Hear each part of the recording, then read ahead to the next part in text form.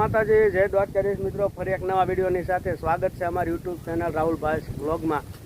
અને આજે આપણે થોડી ઘણી અત્યારે ખેડૂતો જે ડીપ કહેવાય કે ડીપ પદ્ધતિ દ્વારા જે અમુક ઉત્પાદનો લઈ રહ્યા છે, અમુક પાક ઉછેરી રહ્યા છે, તો આ તમે ડીપની અમે તમને સંપૂર્ણ માહિતી આપશું. તો પરેશભાઈ, આને શું કહેવાય?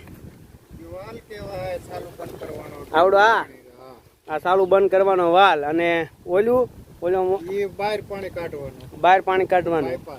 અને આ આવડું આજુ આ હવા દેવાનું, હવા લેવાનું. બરાબર.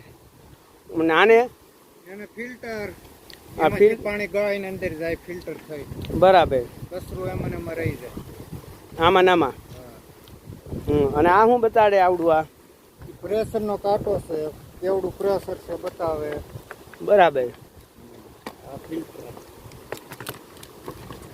જોઈ લો, આ ફિલ્ટર આવે. પરેશભાઈ આપણને સંપૂર્ણ ખોલી અને બતાડી દીધું.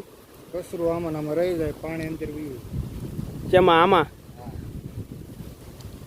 કચરો આમાં રહી જાય, ગાય પાણી વીયું જાય અંદર. બરાબર. અહીંથી જાય. અને અહીંથી ને આ સોટિયા કાઢેલા છે. એમાં સોટિયા કાઢી. બરાબર. અને આને શું કહેવાય પરેશભાઈ?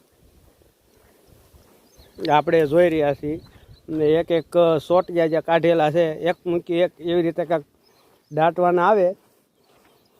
આપણને પરેશભાઈ થોડી ઘણી માહિતી દઈ રહ્યા છે આની વિશે.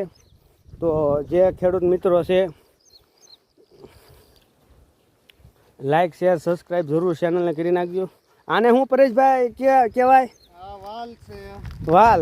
હા, અલગ અલગ પાણી થઈ શકે. બરાબર. એક બ્લોક આમ વયું જાય, એક આમ વયું જાય. હા, આ પાણી નીચે વયું જાય. આ પાણી નીચે વયું જાય. અને આ સૂકું પાણી નીકળે. એ છૂટું પાણી ત્યાં નીહરી જાય. બરાબર. અને આ સોટિયા એક મૂકીને એક બુરવાને એવું કાંક છે ને? હા, એ લાગઠ વાવેતર કરવું હોય તો બધાય રાખવાના, અને પાટલે કરવું હોય મોટા પાટલે તો એક મૂકીને એક બુરી દેવાના. મોટા પાટલે કરવું હોય તો એક મૂકીને એક બુરી દેવાના. લાગઠ વાવેતર કરવું હોય તો બધાય રાખવાના. બરાબર. અને આપ જોઈ રહ્યા છો ડીપની માહિતી પરેશભાઈ આપી રહ્યા છે. અત્યારે ખેડૂતો ઉત્પાદન જે લઈ રહ્યા છે અને જે કાંઈ આ ડીપની પદ્ધતિ તમને શીખવાડવામાં આવે તો આપ પણ આપણા ખેતીવાડી ઉત્પાદનમાં જો પાણી હોય, પડામાં વાડીમાં પાણી હોય તો જ પરેશભાઈ થાય ને.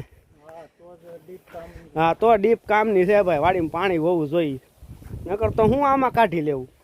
અને આ શું આવે પરેશભાઈ આવડું આ ઉપર છે? પાણીમાં શું છે, કચરો હોય ને આમાં નીકળી જાય, ખોલવી નહીં. કેમ આમાં? હા, આમ કરે ખોલવી એટલે આમાં કચરો હોય ને બધું નીકળે. તે આખું ન ખુલે. બરાબર. આટલું જ ખુલે. બરાબર. પછી આ ફિટ કરી દેવાનું. તો આ કાંઈક પરેશભાઈ માહિતી આપી ડીપની.